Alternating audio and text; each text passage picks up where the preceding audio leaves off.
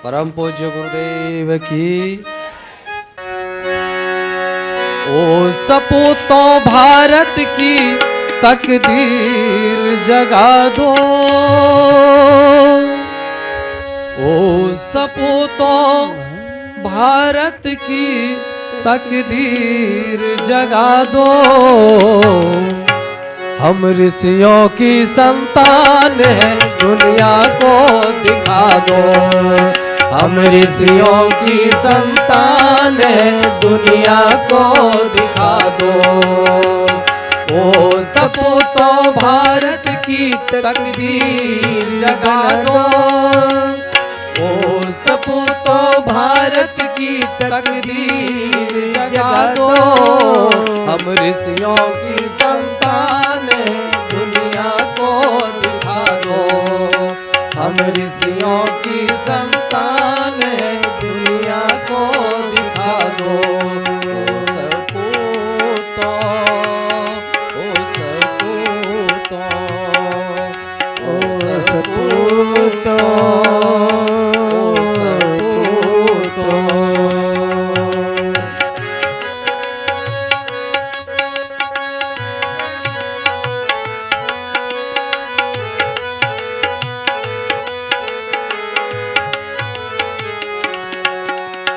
छोड़ विदेशी चकाचौंध को अपना गौरव देखो। बंधन जो रोके है गति की, उनको तोड़ो फेंको।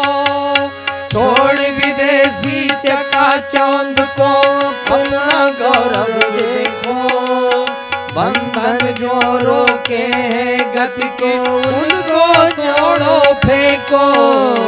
जन जन में फिर देवों सा ईमान जगा दो, ईमान जगा दो। हम ऋषियों की संतान है, दुनिया को दिखा दो।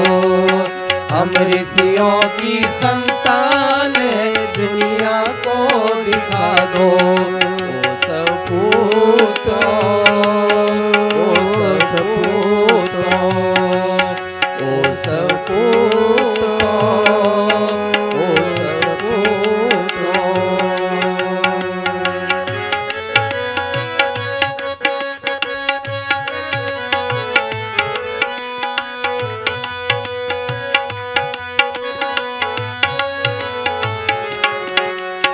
युग ऋषि ने आह्वान किया है आदर्शों की राह पर। आज लगा दो अंकुश पैना क्षुद्र स्वार्थ की चाह पर। युग ऋषि ने आह्वान किया है आदर्शों की राह पर। आज लगा दो अंकुश पैना क्षुद्र स्वार्थ की चाह पर। त्याग तपस्या की सुगंध से, त्याग तपस्या की सुगंध से भूखों में का दो, हाँ भूखों में का दो। हम ऋषियों की संतान है, दुनिया को दिखा दो। हम ऋषियों की संतान है, दुनिया को दिखा दो। ओ सपूतों, ओ सपूतों, ओ सपूतों, ओ सपूतों।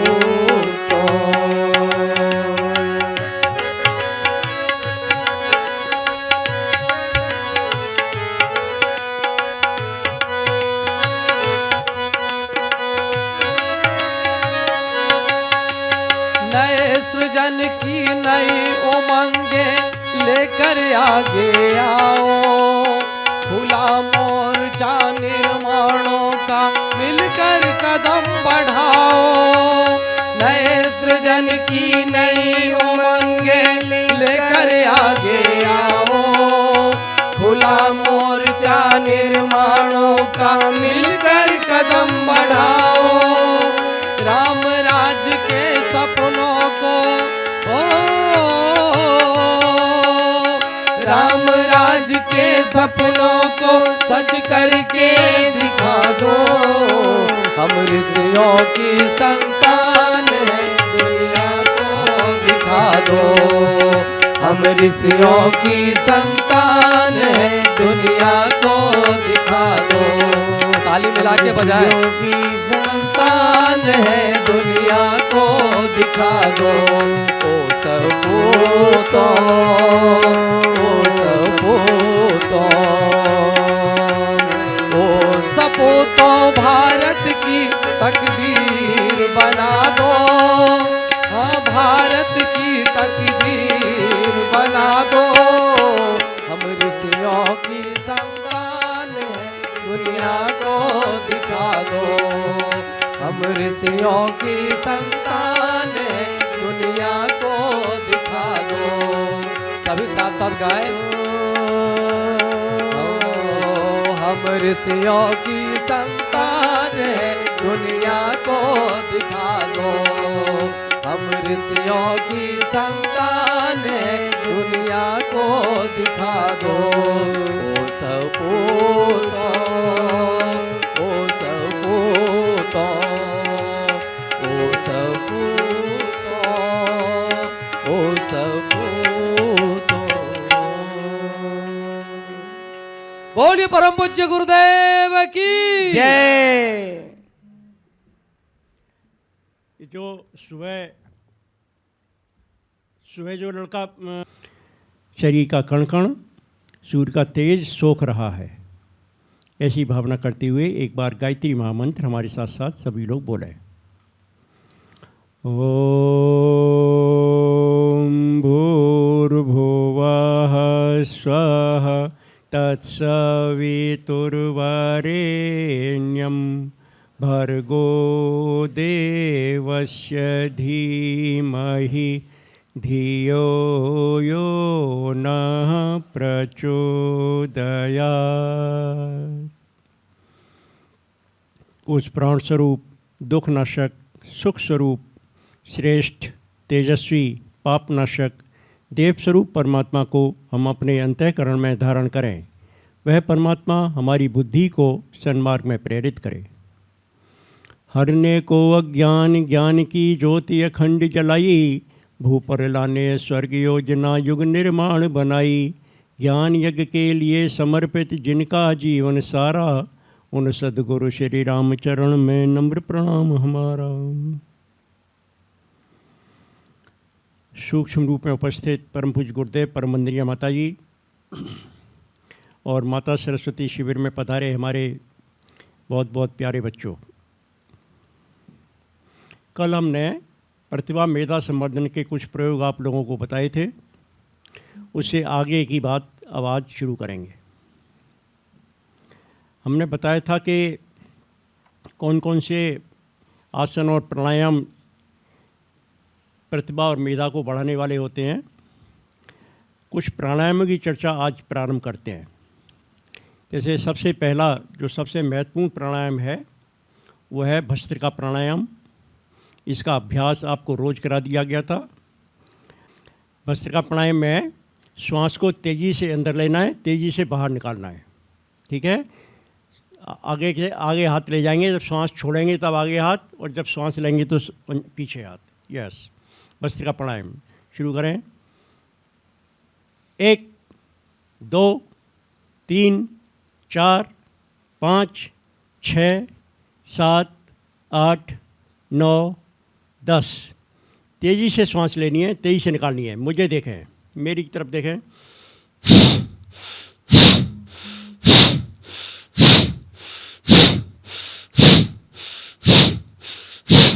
कितनी देर करनी है?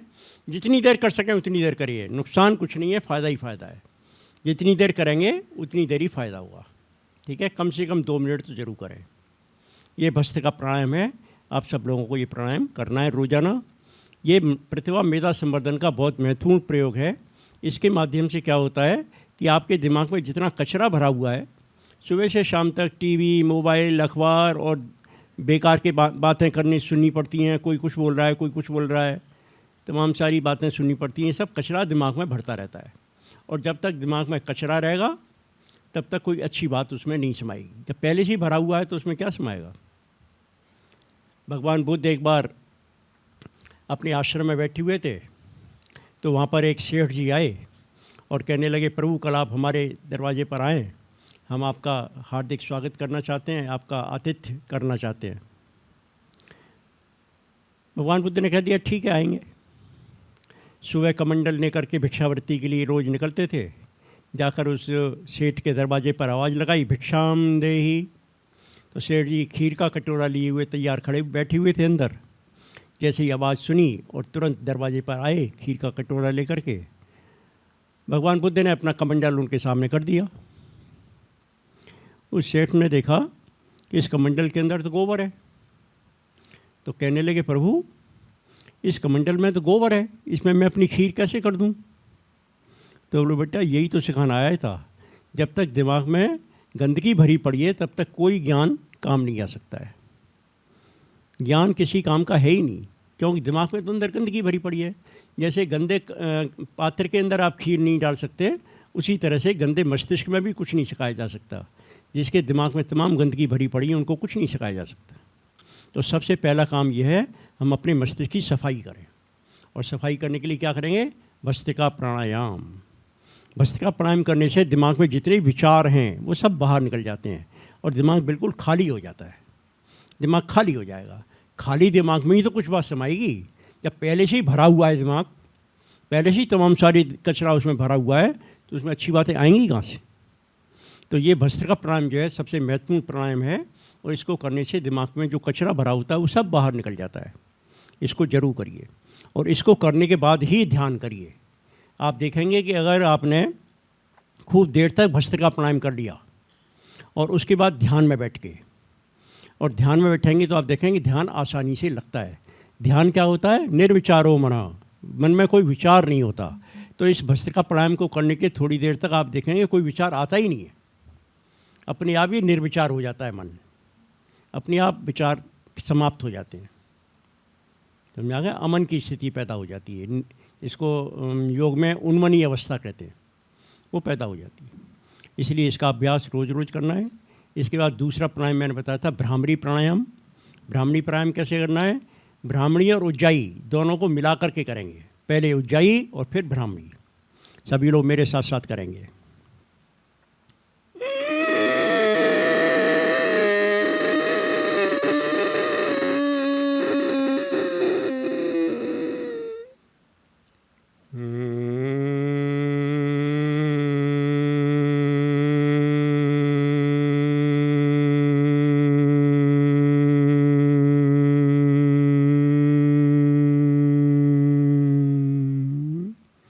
पहले उज्जाई किया, उसके बाद भ्रामरी।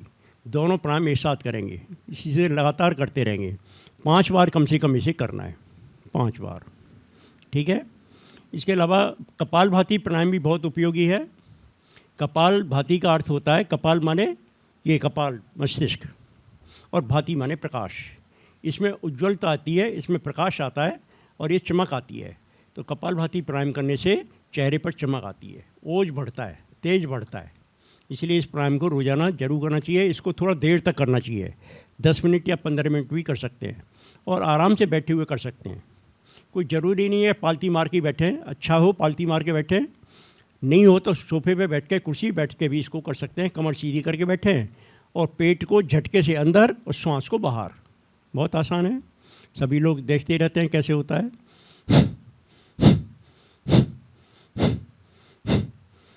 और सारा शरीर नहीं हिलाना है, केवल पेट हिलेगा। पेट अंदर, सांस बाहर, झटके से।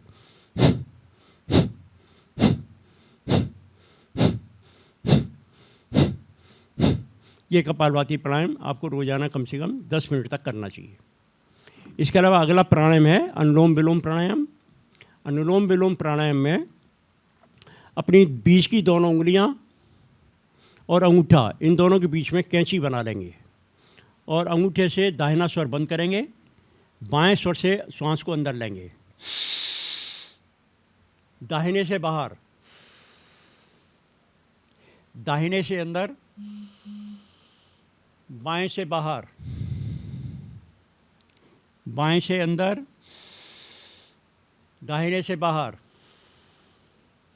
दाहिने से अंदर, बाएं से बाहर। बाएं से अंदर, दाहिने से बाहर, बस इस तरह से करेंगे। यह है अनुलोम विलोम प्राणायाम। अगर इसमें थोड़ी देर रोक लें हम और श्वास को अंदर लेना कहलाता है इनहेलिंग, अंदर लेना, बाहर निकालना एक्सहेलिंग, और अंदर रोकना उसको कुंभक कहते हैं। बाह्य कुंभक, अंतः कुंभक, दो प्रकार के होते हैं। बाहर रोकना श्वास को बाह्य कुंभक, अंदर श्वास को रोकना अंतः कुंभक। ठीक है, तो इस तरह से भी कर सकते हैं। इसको कहते हैं नाड़ी शोधन प्राणायाम। नाड़ी शोधन प्राणायाम और अनुलोम विलोम प्राणायाम में अंतर केवल इतना ही है कि अनुलोम विलोम प्राणायाम में कुंभक नहीं होता और नाड़ी शोधन प्राणायाम में कुंभक होता है। अब मैं नाड़ी शोधन प्राणायाम करके आपको बता रहा हूँ कैसे किया जाता है। बाएं स्वर से अंदर, अंदर ही रोके रखेंगे।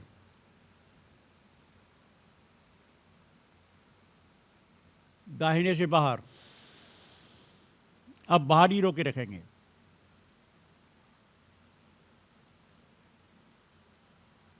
दाहिने से अंदर, अब अंदर ही रोके रखेंगे। बाएं से बाहर, अब बाहर ही रोके रखेंगे। समझ में आ गया? इसमें बाहर और भीतर श्वास को रोके रखना होता है। ये कहलाता है नाड़ी शोधन प्राणायाम। शरीर के अंदर 72,000 नाड़ियाँ होती हैं।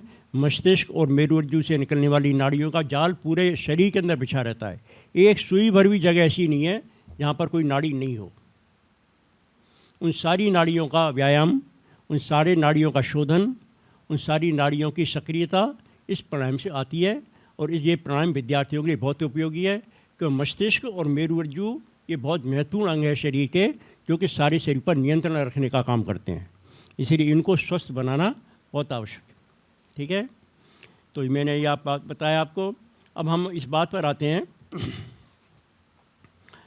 कि रोज़ाना दौड़ लगाना बच्चों के लिए बहुत अच्छा व्यायाम है।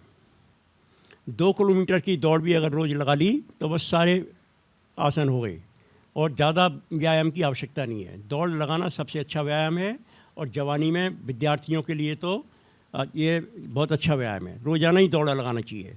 सुबह उठ करके जूते पहनो और दौड़ करके आओ। समझ में आ गया?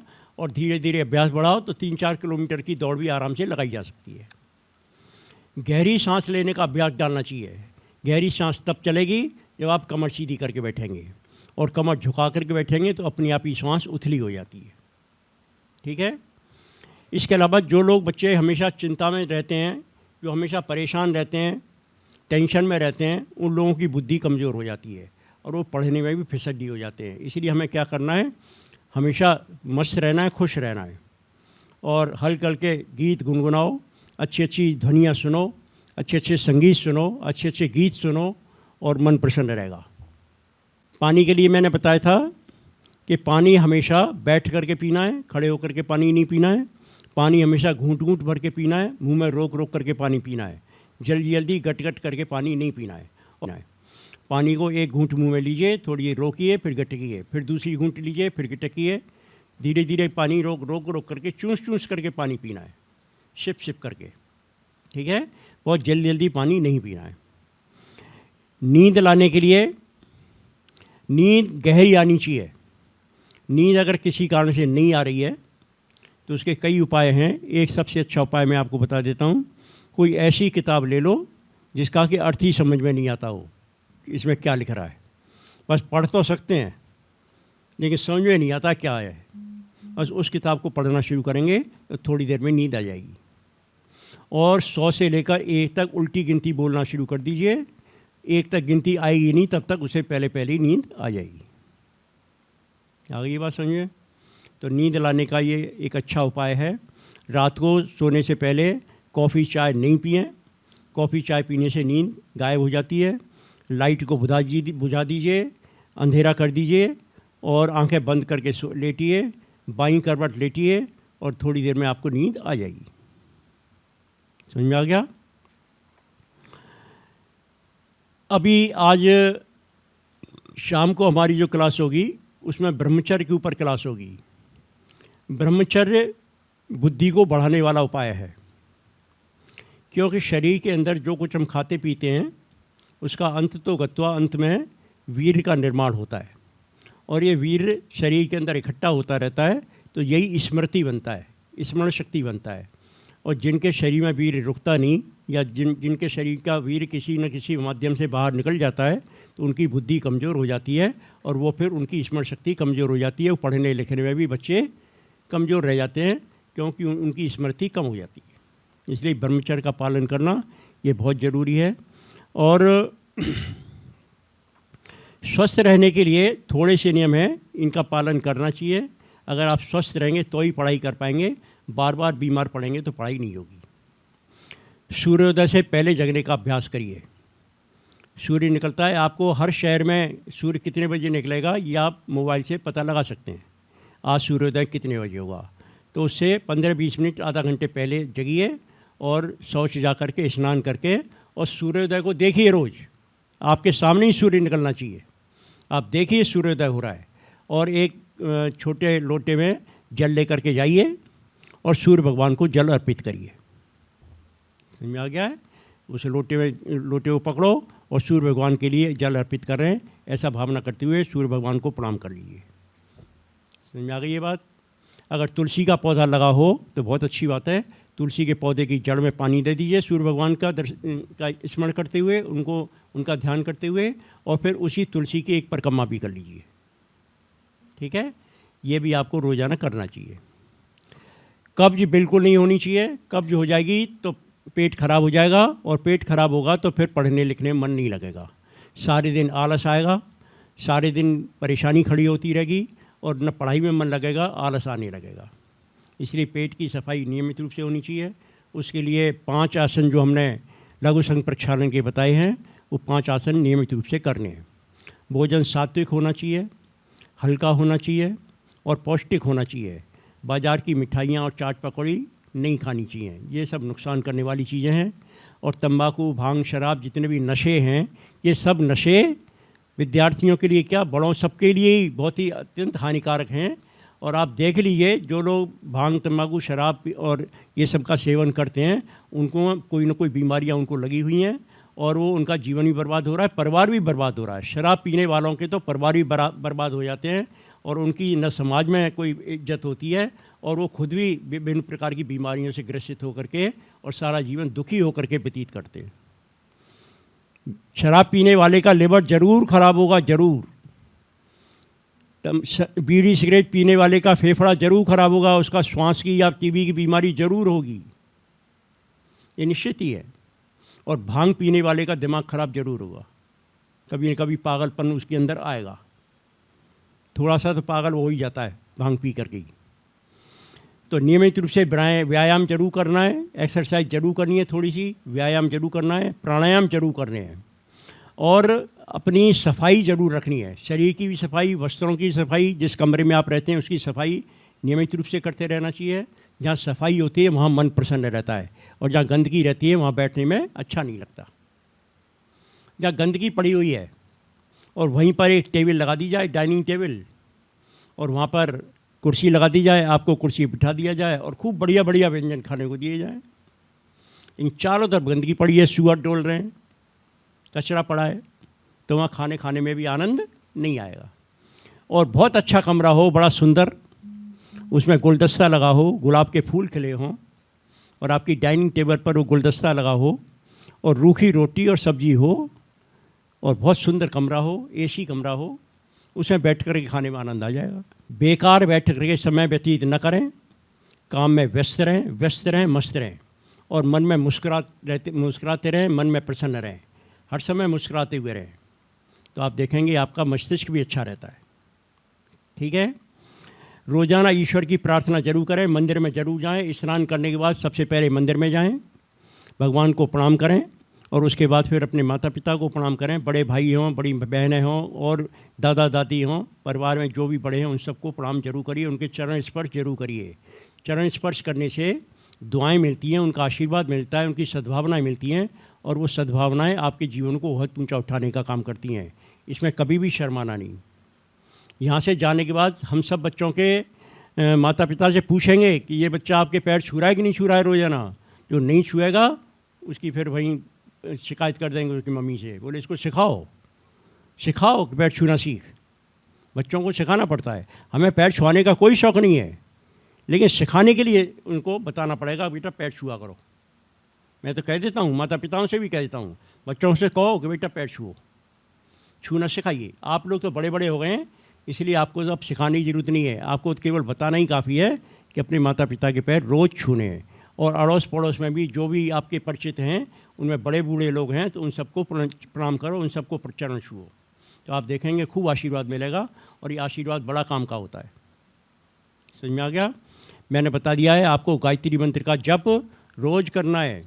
डॉक्टर राम सुंदर हैं, लेडी डॉक्टर हैं एम्स में दिल्ली में, उन्होंने 50 विद्यार्थियों का एक ग्रुप बनाया और उस ग्रुप में सबके टेस्ट किए, ECG, EEG और इंटेलिजेंट क्वेश्चंट, इमोशनल क्वेश्चंट, ये सब उनके टेस्ट किए, IQ, EQ सब टेस्ट किया, हीमोग्लोबिन टेस्ट किया। ये प्रयोग द्वारा सिद्ध हो गया है। अब हम वेद शास्त्रों की बात नहीं कर रहे हैं, हम बात कर रहे हैं वैज्ञानिकों की, वैज्ञानिकों की बात कर रहे हैं। और वैज्ञानिकों ने अब ये सिद्ध कर दिया है कि गायत्री मंत्र के जप करने से बुद्धि तेज होती है। पीछे गायत्री मंत्र जपने से बुद्धि तेज होती है, ये वैज्ञानिकों ने सिद्ध कर दिया है। इसलिए आप लोग गायत्री मंत्र का जप जरूर करिए। कैसे जप करना है मैंने बता दिया है आपको। गुरुदेव की आवाज़ में केवल 8 मिनट गायत्री मंत्र का जप करना है। उनके साथ साथ जप करिए तो एक मंत्र 1000 मंत्र के बराबर हो जाता है। ठीक है? इस तरह से आप रोज़ाना जप करना शुरू करेंगे। जो लोग अपने जीवन में फेल हो गए हैं, जो कुछ कर नहीं पाए, उन लोगों से दूर रहिए, क्यों वो फेल की बात करेंगे और आपको निराशा में ले जाएंगे। यही बताएंगे अरे भैया कुछ नहीं हो पाता है, अरे मैंने ऐसे करके देख लिया है, कुछ नहीं होता है, कुछ नहीं होता है। वो हमेशा नेगेटिव बात करेंगे। उन लोगों से संपर्क रखिए जो जीवन में सफल हुए, जिन्होंने कुछ करके दिखाया है जीवन में। उन लोगों से संपर्क रखिए, उन लोगों के पास बैठिए, उनकी बात सुनिए, उनका ही सत्संग करिए। इसके अलावा कुछ मैं औषधियाँ बता रहा हूँ, दवाएं बता रहा हूँ, खाने की चीज़ें बता रहा हूँ, कौन कौन सी चीज़ें बुद्धि को बढ़ाने वाली होती हैं। उनमें सबसे पहले सबसे महत्वपूर्ण चीज़ है ज्योतिषमती। ज्योतिषमती, इसको मालकांगनी भी कहते हैं। बाज़ार में पसारी की दुकान से आप जिस पर जड़ी बूटियाँ मिलती हों उससे मालकांगनी मांगेंगे तो मालकांगनी दे देगा। मालकांगनी का तेल भी आता है, लेकिन तेल का प्रयोग मत करिए, क्योंकि तेल का कुछ भरोसा नहीं है, असली है कि नकली है कुछ पता नहीं है। लेकिन ज्योतिषमती के मालकांगनी के बीज काले रंग के बीज होते हैं और वो दुकानों पर मिलते हैं। मालकांगनी के बीज ले आइए, उनको मिक्सी में डाल करके उनको पीस करके चूरा बना लीजिए और अपने डिब्बे में रख लीजिए। उसमें से आधा चम्मच मालकांगनी के बीज का चूर्ण रोज़ाना पानी के साथ ले लीजिए। ये सबसे ज़्यादा बुद्धिवर्धक है। दूसरी चीज़ है ब्राह्मी।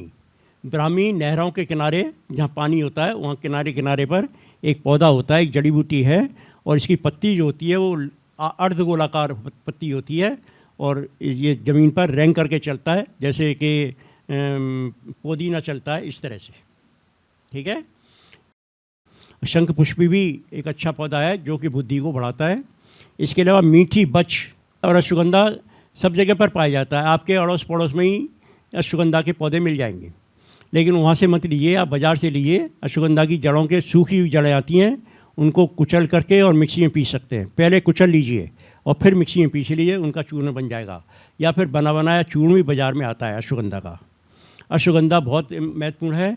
ये स्नायु तंत्र को मजबूत करने के लिए, तंत्रिका तंत्र को सक्रिय करने के लिए बहुत अच्छी औषधि है। इसके अलावा कुछ खाने पीने की चीज़ें भी हैं, उनको भी आप ध्यान दे लें तो आप देखेंगे बहुत लाभ होगा। जैसे कि अनार जो है ये भी बुद्धिवर्धक है। बथुआ का साग जानते हैं ना, बथुआ बहुत बुद्धिवर्धक है। और जौ जो है ये बुद्धिवर्धक है, इसलिए रोटी में आटे में जौ का आटा खाना बहुत बुद्धिवर्धक रहता है।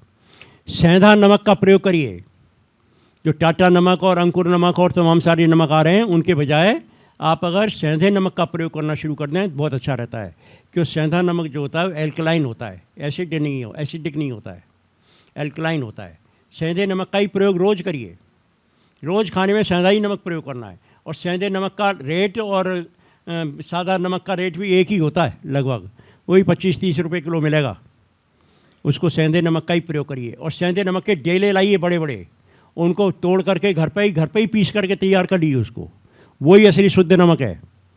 और जो बाज़ार में पिसा हुआ था उसका कोई भरोसा नहीं कैसा नमक है, इसलिए घर पर तैयार करिए। बड़े बड़े डेले आते हैं उसके, और गुलाबी रंग का नमक लाइए, थोड़ा हल्का गुलाबी होना चाहिए, लाल रंग की धारियाँ उस पर होनी चाहिए, वो वाला नमक बाज़ार से ले आइए डेले वाला, और उसको पीस करके अपने रख लीजिए, वो नमक का प्रयोग करिए, सेंधा नमक। गाय का दूध भी बहुत पौष्टिक है और बुद्धिवर्धक भी है। भैंस का दूध पीने से आपने देखा है कि भैंस का पड्डा या पड़िया जो होती है दूध पी लेती है तो उसके बाद ऊँगती रहती है, सुस्ती आलस आता रहता है, और गाय का बछड़ा दूध पी करके उछल कूद करने लगता है। तो गाय के दूध पीने से आलस नहीं आएगा, सुस्ती नहीं आएगी, इसलिए गाय का दूध अच्छा होता है, बुद्धिवर्धक होता है। गाय के बछड़ों में बहुत समझदारी होती है, और भैंस में भी समझदारी नहीं है, भैंस के बच्चों में भी समझदारी नहीं है, क्योंकि भैंस का दूध पीते हैं। आप भी अगर भैंस का दूध पिएंगे तो आपकी बुद्धि भी ठस होती चली जाएगी, ठीक है।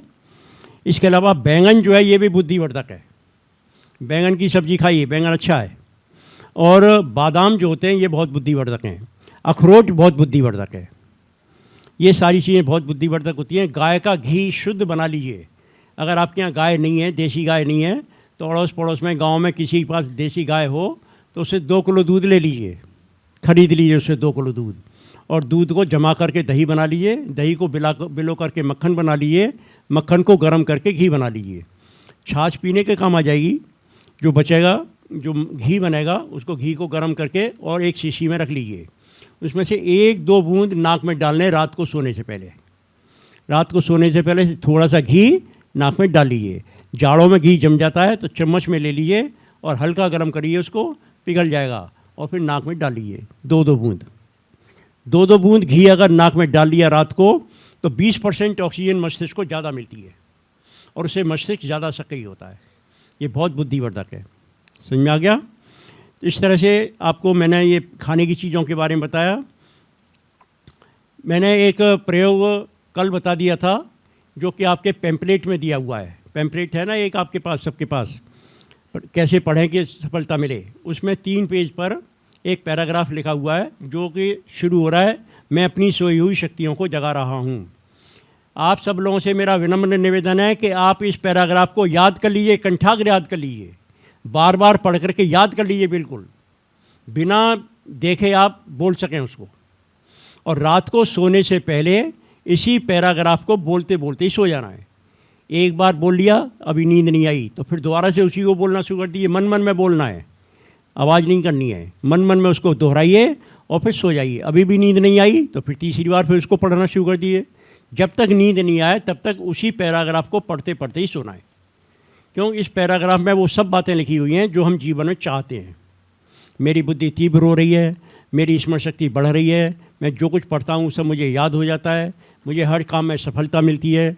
यही सारी बातें उसमें लिखी हुई हैं। इन्हीं विचारों को लेकर के सो जाएंगे तो ये अवचेतन मन में चले जाएंगे, और अवचेतन मन में जो विचार चले जाते हैं वो पूरे हो जाते हैं, क्योंकि अवचेतन मन की शक्तियाँ 90% हैं और चेतन मन की शक्तियाँ केवल 10% हैं। तो अच्छे विचारों को लेकर के जो आप जीवन में पाना चाहते हैं वो विचार करते करते सो जाएंगे तो अवचेतन मन में चले जाएंगे और पूरे हो जाएंगे। आप निश्चित रूप से अच्छे अंक प्राप्त करेंगे। समझ में आ गई है मेरी बात? तो ये मैं आपको बता रहा था। इसके अलावा एक स्मरण शक्ति बढ़ाने के कुछ एक्सरसाइज भी हैं। जैसे एक ताशों का खेल है। ताश क्या होते हैं? ताश आपने सबने देख रखे हैं। कितने पत्ते होते हैं ताश में? 52 पत्ते होते हैं। उनको सबको मिला दीजिए 52 पत्तों को, ठीक है। उसको कहते हैं ना फेंट दीजिए, तो फेंट दीजिए उनको पत्तों को, और उसमें से बीच में से कोई से 5 पत्ते उल्टे करके 5 पत्ते उसमें से निकाल दीजिए।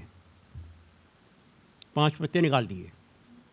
अब उन 5 पत्तों को एक साथ उठाएंगे और इस तरह से दिखाएंगे, देख पहचान ले इन पत्तों को, जड़ से ढक दीजिए। बस थोड़ी सी देर दिखाइए, ऐसे दिखाइए, 5 पत्ते देख ले, ढक दिया। अब 5 पत्तों में से एक पत्ता बाहर निकाल दीजिए, कोई सा भी एक पत्ता बाहर निकाल दीजिए। अब 4 पत्तों को उसको दिखाइए, बोलिए ये बता निकाला हुआ पत्ता कौन सा है। समझ में आ गया? निकाला हुआ पत्ता कौन सा है। अगर उसकी स्मरण शक्ति अच्छी है तो बता देगा कौन सा पत्ता निकला, उसको 5 पत्ते याद थे। अगर नहीं बताता सही तो फिर दोबारा से करिए 5 ही पत्तों से, फिर 5 पत्तों से दोबारा करिए। फिर जब वो बताने लगे कि 5 पत्तों में से निकाला हुआ पत्ता कौन सा है, इसका मतलब स्मरण शक्ति बढ़ी। अब पहले से जल्दी याद हो गया इसको देखते ही। जब 5 पत्ते से बताने लगता है फिर 6 पत्ते लीजिए और 6 पत्तों को उसको इसी तरह से दिखाइए एक साथ और झट से ढक दीजिए और उसमें से एक पत्ता हटा दीजिए और 5 पत्ते फिर उसको दिखाइए। बोले पता निकाला हुआ पत्ता कौन सा है, तो बताएगा। नहीं बताता है फिर दोबारा करिए उसी को। जब तक नहीं बताने लगे तब तक उसी को 6 पत्तों से ही करते रहेंगे, फिर 7 पत्तों से, फिर 8 पत्तों से, फिर 9 पत्तों से पत्ते बढ़ाते जाइए। आप देखेंगे उसको स्मरण शक्ति बढ़ने लगती है और वो याद रखता है, एक बार देखने से ही याद कर लेता है कि इस सातों पत्ते क्या हैं और वो निकाले हुए पत्ते को बता देगा कौन सा पत्ता निकाला। समझ में आ गया? ये प्रयोग आप कर सकते हैं घर पर।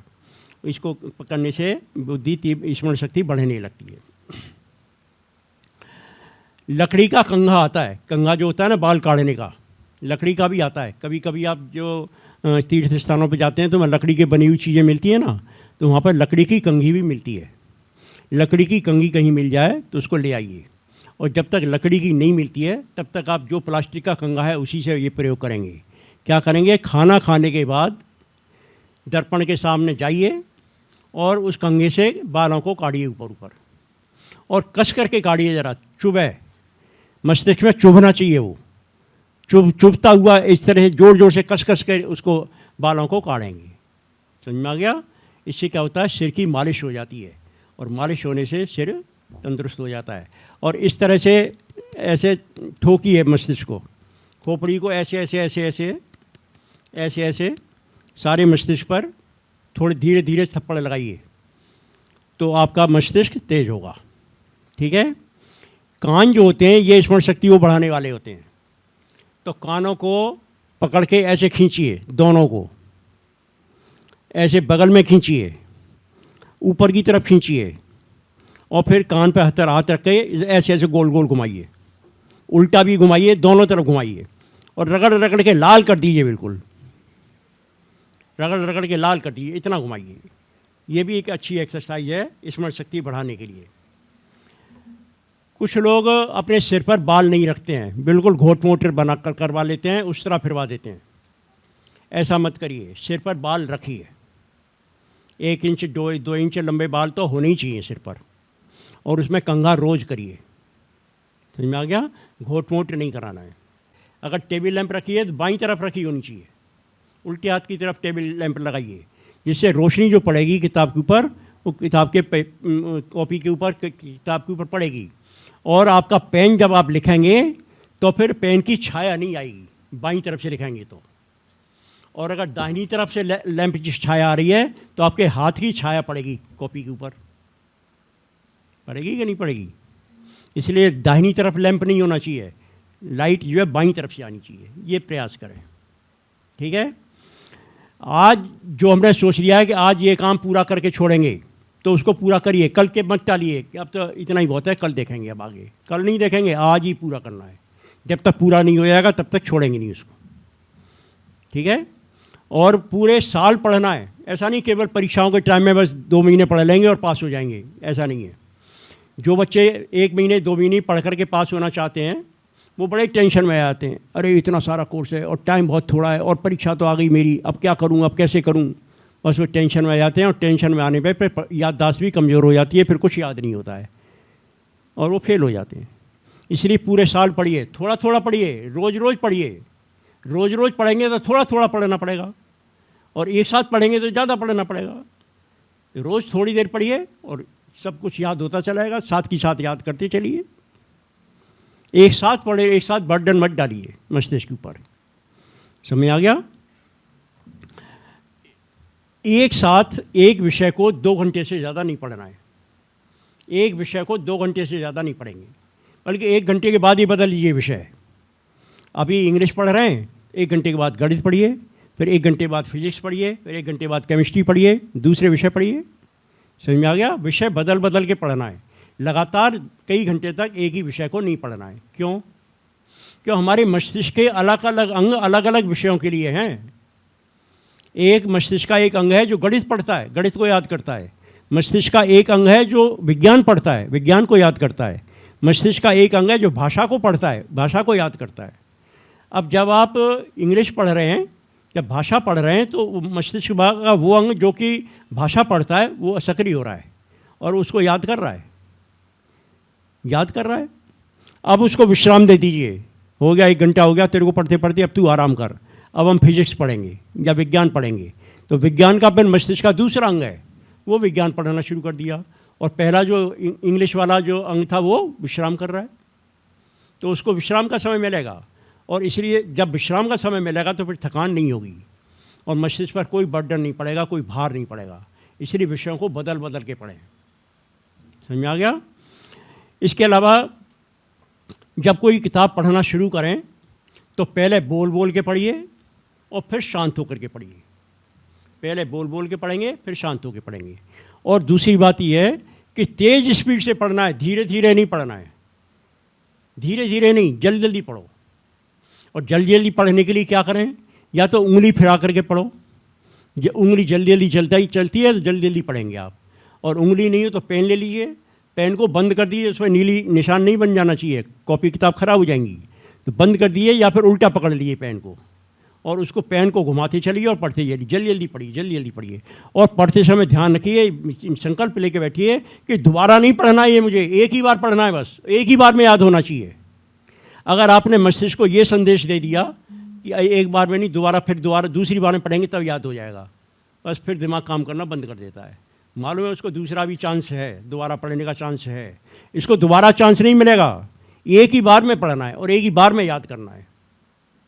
दोहराएंगे नहीं, पीछे मुड़ के नहीं देखेंगे, पढ़ते चले जाइए, आगे पढ़ते चले जाइए, जल्दी जल्दी पढ़िए और आगे बढ़ते चलिए। जितनी तेज़ी से पढ़ेंगे उतनी तेज़ी से दिमाग भी काम करने लगता है और अगर धीरे धीरे पढ़ेंगे दिमाग भी धीरे धीरे काम करता है। समझ में आ गई ये बात? बहुत महत्वपूर्ण टिप्स दिए जा रहे हैं, सब बच्चे ध्यान दे लें इनको, बहुत महत्वपूर्ण टिप्स हैं, इनको सबको ध्यान दीजिए। दूसरी बात, एक महत्वपूर्ण बात बता देते हैं, उसको रोज़ अभ्यास करेंगे उस बात का। ज़्यादातर बच्चे सीधे हाथ से काम करते हैं, राइट हैंड से ही काम करते हैं, राइट हैंड से खाना खाते हैं, राइट हैंड से ब्रश करते हैं, राइट हैंड से लिखते हैं। ज़्यादातर राइट हैंड से करते हैं। जो लड़के राइट हैंड से काम करते हैं वो लेफ्ट से भी काम करना शुरू करें। लेफ्ट हाथ से ही रोटी खाइए, लेफ्ट हाथ से ही ब्रश करिए, लेफ्ट हैंड से ही लिखिए। आप कहेंगे लिखा नहीं जाता है, अच्छी राइटिंग नहीं आती है। जब शुरू में लिखना सीखा था तब राइट हैंड से ही कौन सी अच्छी आती थी? हाथ तो दोनों एक से ही है। जो लोग लेफ्ट हैंडर होते हैं, लेफ्ट हाथ से काम करते हैं, उनकी राइटिंग अच्छी होती है कि नहीं होती है? क्यों? क्योंकि उन्होंने लेफ्ट हैंड से ही काम करना शुरू किया है, अभ्यास हो गया। आपको भी अभ्यास हो जाएगा, महीने 2 महीने 4 महीने में आप देखेंगे आप लेफ्ट हैंड से भी लिखने लगते हैं, अच्छे लिखेंगे, राइटिंग ठीक हो जाएगी। तो आप दोनों हाथों से काम करने का प्रयास करिए। राइट हैंड से भी लिखेंगे, लेफ्ट हैंड से भी लिखेंगे, राइट हैंड से भी ब्रश करेंगे, लेफ्ट हैंड से भी ब्रश करेंगे, राइट हैंड से भी रोटी खाएंगे, लेफ्ट हैंड से भी रोटी खाएंगे। मेरी बात समझ में आ गई है? दोनों हाथों से काम करना शुरू करिए, दोनों हाथों से काम करना शुरू करिए, तो आपका मस्तिष्क तेज हो जाएगा, पूरा मस्तिष्क काम करेगा, पूरा मस्तिष्क काम करता है फिर दोनों हाथों से काम करने से। मेरी बात समझ में आई है? इसको ध्यान दीजिए, करना, प्रयोग करना शुरू करिए। राइट हैंड से करते हैं तो लेफ्ट हैंड से भी करना शुरू करिए। और जो लोग लेफ्ट हैंडर हों, हर काम को उल्टे ही हाथ से करते हैं, तो राइट हैंड से करना शुरू करें। वो फिर जो काम लेफ्ट हैंड से करते हैं उसको राइट से भी करें, तो फिर आप देखेंगे आपकी बुद्धि तीव्र होती चली जा रही है। एक और प्रयोग बता देते हैं। 1 से लेकर 100 तक की गिनती एक एक छोड़ करके बोलेंगे और जल्दी जल्दी बोलेंगे। 1 से 100 तक की गिनती बोलेंगे।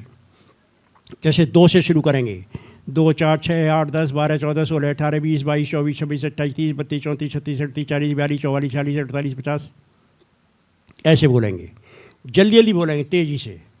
एक छोड़ कर बोलेंगे 1, 3, 5, 7, 9, 11, 13, 15, 17 इस तरह से जल्दी जल्दी बोलेंगे। समझ में आ गया है? इनको जल्दी जल्दी बोलने का प्रयास करेंगे, रोज़ अभ्यास करेंगे इसका। और उल्टी गिनती बोलेंगे, 100 से लेकर 1 तक बोलेंगे। 100, 99, 98, 97, 96, 95, 94 इस तरह से उल्टी गिनती बोलिए, जल्दी जल्दी तेज़ी से बोलिए, जल्दी जल्दी बोलने का अभ्यास करिए। और उल्टी भी फिर 1 छोड़ कर बोलने का अभ्यास करिए। आगे से 1 से लेकर 100 तक की गिनती भी 2 छोड़ कर बोलने का अभ्यास करिए। समझ में आ गया? और स्पीड से बोलिए, जल्दी जल्दी, तो आप देखेंगे आपका दिमाग तेज़ी से काम करने लगता है, क्यों? दिमाग सक्रिय होता है। इस दिमाग को जितना सक्रिय करेंगे, जितना एक्टिव करेंगे, उतना ही तेज़ी से काम करने लगता है। मैंने बताया था टहलना बहुत अच्छा व्यायाम है, और टहलने के लिए 8 का अंक बनाएंगे, उल्टा 8, ये इंग्लिश का 8, इंग्लिश का 8 बना करके टहलेंगे, यानी ऐसे। और बहुत बड़ा 8 नहीं बनाएंगे, 8 का जो अंक है वो बहुत बड़ा नहीं बनाएंगे, छोटा ही बनाएंगे, जैसे कि हमने ऊपर छत पर दिखाया था आपको, इतना ही छोटा बनाइए बस। बहुत बड़ा बनाएंगे तो उसमें नहीं काम चलेगा, क्योंकि आप 8 के अंक में अगर टहलेंगे, 8 में अगर टहलेंगे तो आपको बराबर पूरा ध्यान टहलने पर ही लगाना पड़ेगा। अगर आपका ध्यान जरा भी इधर उधर हटा तो 8 नहीं बनेगा, फिर तो पूरा ध्यान उसी पर लगा रहेगा। अटेंशन यानी एकाग्रता जमेगी। एकाग्रता जमाने का अभ्यास 8 में टहलने से होगा।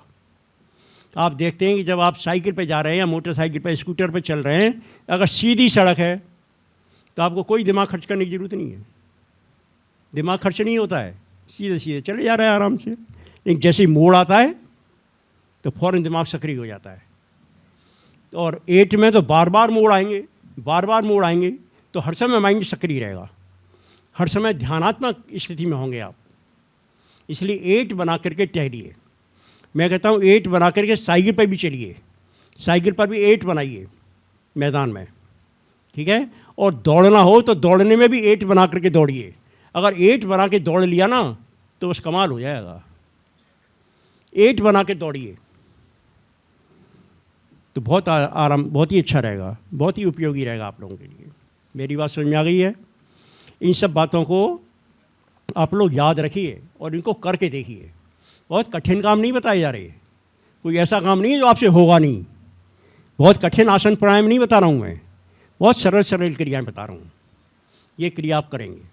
एक मैंने बता दिया था ध्यान को एकाग्र करने के लिए, कल बताया था, उसको जरूर करिए। वो क्या था? त्राटक।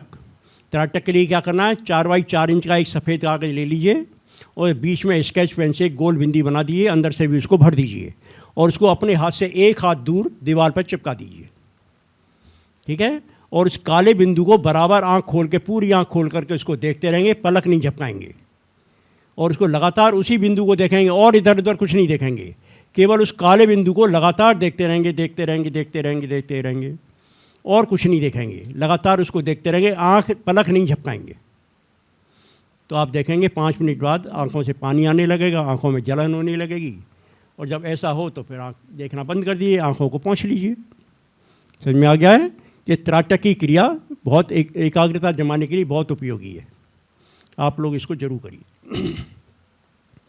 इसके अलावा एक और प्रयोग आपको बता देते हैं कि हमें भूलने की जो प्रवृत्ति है उसको रोकना है। परेशानी यही तो है, कुछ याद किया, उसको 2-4 दिन बाद भूल गए। तो भूलने से रोकने के लिए क्या करें? देखिए, आज जो हमने याद किया है वो 24 घंटे बाद उसको भूलने लगते हैं। तो आज याद किया है, उसको 24 घंटे से पहले एक बार और दोहरा लीजिए।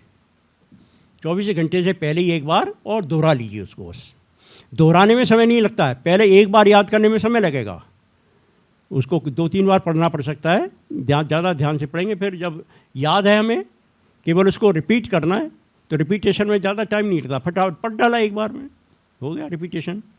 तो 24 घंटे से पहले एक बार फिर से रिपीट कर लीजिए, तो फिर आप 7 दिन तक नहीं भूलेंगे। फिर उसको फिर 7 दिन तक नहीं भूलेंगे, और 7 दिन से पहले एक बार और उसको रिपीट कर लीजिए, फिर 1 महीने तक नहीं भूलेंगे, और 1 महीने से पहले एक बार और रिपीट कर लीजिए, फिर ज़िंदगी भर नहीं भूलेंगे। मेरी बात समझ में आ गई है? भूलने की प्रक्रिया को रोकना है, और रोकने का तरीका ये मैंने आपको बता दिया है। ये पहले भी एक बार मैंने बताया था कि जब जिस काम को करें पूरे मन से उसी काम को करें, पूरा ध्यान उसी काम पर लगा दें, पूरा ध्यान जब जिस काम को कर रहे हैं प्रतिष्ठा का प्रश्न बना करके उस काम को करें। मैं अच्छे से अच्छे ढंग से उस काम को करूँगा। मैंने एक कविता भी सुनाई थी, work while you work, play while you play, that is the way to be happy and gay. जब जिस काम को कर रहे हैं, ये मेरी प्रतिष्ठा का प्रश्न है कि मेरे हाथ के नीचे जो काम है मैं उसको इतने अच्छे ढंग से करूं, इतने अच्छे ढंग से करूं, इससे और ज़्यादा अच्छे ढंग से वो नहीं किया जा सकता। सबसे अच्छे ढंग से मैंने कर दिया। ये सोच करके हर काम को करिए। समझ में आ गया? खेल में भी जरूर भाग लेना है, पढ़ाई के साथ साथ खेल जरूरी है, लेकिन ज़्यादा देर नहीं खेलना है। 1 घंटे से ज़्यादा खेल नहीं करना है। ऐसे खेल खेलिए जो 1 घंटे में खेला जा सके। इसलिए मैंने आपको बताया था क्रिकेट को छोड़ करके सारे खेल ऐसे हैं जो 1 घंटे खेले जाते हैं, और आराम से खेलिए उनको। 1 घंटे खेलिए और खूब जीवट से खेलिए, पूरा ध्यान खेल पे लगा के खेलिए, तो 1 घंटे के अंदर ही पसीने पसीने हो जाएंगे, पूरी एक्सरसाइज हो जाएगी, मन प्रसन्न हो जाएगा। आइए फिर घर पर और फिर अपना दूसरे काम करिए। तो ये मैंने आपको बताया। मैंने बताया कि हर समय मन को प्रसन्न रखना है, और प्रसन्न रखने के लिए चुटकुले सुनाने का अभ्यास डालिए। आप भी चुटकुले याद करिए, अपने मित्रों से भी कहिए चुटकुले याद करके आए कर, और जब भी मिलें तो गले मिलिए, हाथ नहीं मिलाना है, गले मिलना है, एक दूसरे के बाहों में लेकर एक दूसरे को प्यार से मिलना है। और चुटकुले सुनाइए और उससे भी कहिए तू भी चुटकुले सुना, और चुटकुला भले ही कम हंसी का हो, उस पर खूब जोर से खिलखिला के हंसिए, खूब खिलखिला के हंसिए। जितना हंसेंगे उतना ही मन प्रसन्न रहेगा, और प्रसन्न रहेगा तो याददाश्त भी अच्छी रहेगी। समझ में आ गया है? ये प्रयोग आप लोग करें और आप देखेंगे अगर ये प्रयोग आप लोग करेंगे तो इससे आपको बड़ा लाभ होगा। ठीक है? अभी कुछ बात और ध्यान देने की हैं, वो है शाम का भोजन आप जल्दी कर लीजिए, क्योंकि खाना खाते ही तुरंत पढ़ने बैठेंगे तो फिर आलस आएगा और फिर नींद आने लगेगी। इसलिए खाना जल्दी खा लीजिए, 5 बजे 6 बजे ही खा लीजिए, कोई दिक्कत नहीं है। 5-6 बजे खाना खा लीजिए, 6 बजे तक खा लीजिए, और फिर 1 घंटे बाद पढ़ना शुरू करिए। 7 बजे से लेकर 10 बजे तक 3 घंटे पढ़ लीजिए, और 10 बजे सो जाइए, और फिर सुबह 5 बजे जग जाइए। 8 घंटे की नींद बहुत होती है, 7 घंटे की काफ़ी होती है, लेकिन ज़्यादा से ज़्यादा 8 घंटे की होनी चाहिए। 8 घंटे से ज़्यादा नहीं सोना है, 8 घंटे सोइए, और फिर जब जगें तो बिल्कुल फ्रेश उठिए, फ्रेश उठिए बिल्कुल। और सबसे पहले उठते ही क्या काम करना है? भगवान को प्रणाम करना है। जो भी आपका इष्ट है, शंकर भगवान हैं, गणेश जी हैं, राम हैं, कृष्ण हैं, शंकर हैं, जो भी इष्ट हो उसी को प्रणाम कर लीजिए। प्रणाम माते, अगर माँ है तो उसको माते कह के बोलिए, प्रणाम माते, माँ तेरी कृपा से जीवन में आनंद आ रहा है। मुस्कुराते हुए कहिए, दिन की शुरुआत मुस्कुराने से करिए। कहते हैं ना, जिसकी शुरुआत जैसी होती है वैसा ही उसका अंत भी होता है। तो हंसते हुए मुस्कुराते हुए दिन की शुरुआत करिए, और माँ के चरणों में प्रणाम करिए। ठीक है? उसके बाद अपने माता पिता को इस याद करके उनके चरणों में प्रणाम कर लीजिए। फिर आपके जो गुरु हों उनको प्रणाम कर लीजिए, और जो भी महापुरुष हों जिनके प्रति भी आपकी श्रद्धा हो उन सबको याद करके उनको प्रणाम कर लीजिए। लेटे लेटे ही, अभी नींद भी नहीं खुली है, अभी आंखें नहीं खोली हैं, नींद खुल गई है, आंखें नहीं खोली अभी, लेटे लेटे ही उनको प्रणाम कर लीजिए। ठीक है? उठिए और फिर डायरी लिखिए। लिखा है ना मैंने डायरी? डायरी में क्या लिखना है? जो जो आप चाहते हैं बाएं पेज पे लिखें, और जिनके लिए आप भगवान को धन्यवाद दे सकते हैं उनको दाहिने पेज पे लिखें। आपको क्या क्या मिला है दाहिने पेज पे लिखिए, और क्या क्या आप चाहते हैं वो बाएं पेज पे लिखें। ये डायरी लिखना रोज़ अभ्यास डालिए, और मान करके चलिए जो कुछ इस डायरी में लिखा है वो पूरा होके रहेगा। पूरा विश्वास रखिए, विश्वासम फलदायकम। ठीक है? ये प्रयोग आप करना शुरू करेंगे। लंबी गहरी सांस लेने का अभ्यास रोज़ डालिए, और जो पहले पढ़ा हुआ है उसको दोबारा से रिपीट करना है तो रात को सोने से पहले करें, और जो नया पाठ पढ़ना है उसको सुबह जल्दी करके करें, क्योंकि सुबह माइंड फ्रेश होता है, और उस समय कोई नई बात याद करनी हो तो सुबह सुबह याद करेंगे तो अच्छी तरह याद होगी। समझ में आ गया? तो ये मैंने आपको बताया। और देखिए, देखा हुआ जो है वो जल्दी याद होता है, सुना हुआ कम याद होता है, और पढ़ा हुआ और भी कम याद होता है। तो पढ़ते जाइए और बोलते जाइए तो फिर आपको ज़्यादा याद होगा। पढ़ते समय ध्यान रखिए कि आपकी जो पुस्तक है वो बाईं ओर रखी होनी चाहिए, और दाहिनी ओर खाली कागज़ रखे होने चाहिए, और पेन होना चाहिए। जो कुछ पढ़ें उसको लिखें, जो कुछ पढ़ें उसको लिखें, और घसीट मार के लिखें, जल्दी जल्दी लिखें, कोई दिक्कत नहीं है। भले ही वो दोबारा पढ़ने में भी नहीं आए तो भी कोई दिक्कत नहीं है। ऐसी घसीट मार के लिखे कि दोबारा पढ़ने में भी नहीं आए, लेकिन जो कुछ पढ़ रहे हैं उसको लिखें भी साथ साथ। समझ में आ गया? ये प्रयोग मैंने आपको बता दिए हैं। ये सब प्रयोग आप लोग करेंगे तो आप देखेंगे जो कुछ याद हुआ वो सब कुछ आपको याद होता चला जाएगा। परीक्षा में आपके अच्छे अंक आएंगे, और अगर आपकी फर्स्ट क्लास आएगी और हाईएस्ट मार्क्स आएंगे, 95% मार्क्स लेने का संकल्प लेके जाएंगे यहाँ से सब लड़के।